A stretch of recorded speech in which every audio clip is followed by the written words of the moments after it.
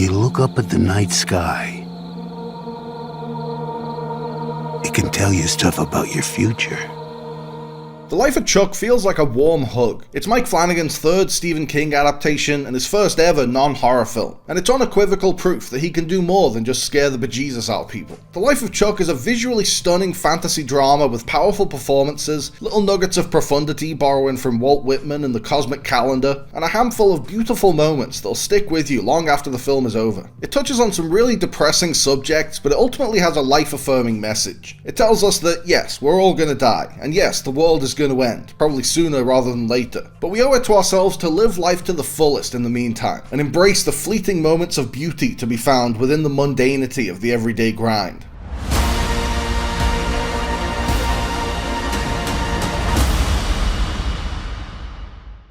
Like the original novella, The Life of Chuck is told in 3 acts in reverse chronological order. It starts off with the bleakest chapter and gradually builds to the most uplifting. It opens in a dystopian world on the brink of collapse, mired in 60 different varieties of shit, as Matthew Lillard puts it. Plagues, natural disasters, sky-high suicide rates, and to top it all off, inexplicable cosmic phenomena. As images of Chuck Krantz pop up on billboards, TV channels that have gone off the air, and the windows of random houses, we see that the end of the universe is somehow linked to this guy's death from a brain tumor. The next 2 chapters go back to show us who Chuck is and what makes him so special. And by the end, Flanagan mostly brings the story full circle and wraps it up in a neat bow. It doesn't quite make sense of everything. You'll still be left with lots of questions, particularly involving that confounding first act. But it's a wonderful journey nonetheless.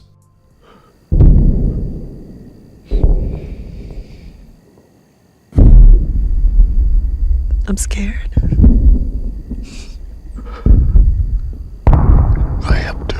There's no dead weight in the cast. We start off focusing on Chiwetel Ejiofor, who gives a typically moving performance as a teacher trying to maintain some semblance of hope and normalcy in the midst of the apocalypse. Mia Sara, Sloane from Ferris Bueller, gives a delightful turn as Chuck's Nan with an infectious zest for life, and Mark Hamill plays against type as Chuck's curmudgeonly alcoholic granddad. Tom Hiddleston has been advertised as the star of the film, but he's hardly in it. Hiddleston is great in the scenes he's in, but the real star of the movie is Benjamin Padjak as 11-year-old Chuck, who deals with the grief over losing his parents by becoming the best dancer in his school.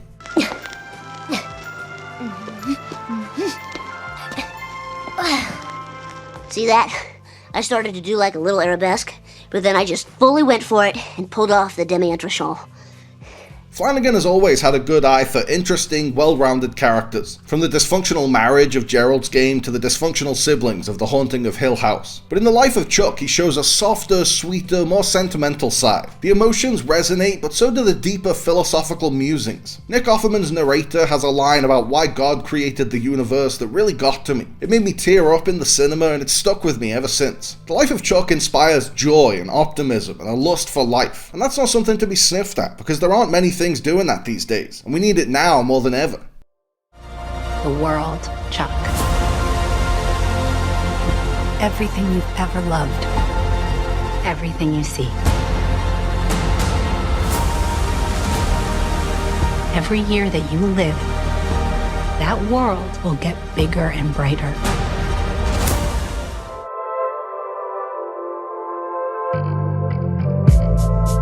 Thanks for watching, guys. I hope you liked the video. Remember to like and subscribe and click on the little bell. And also seize the day and call your mom and be kind to yourself.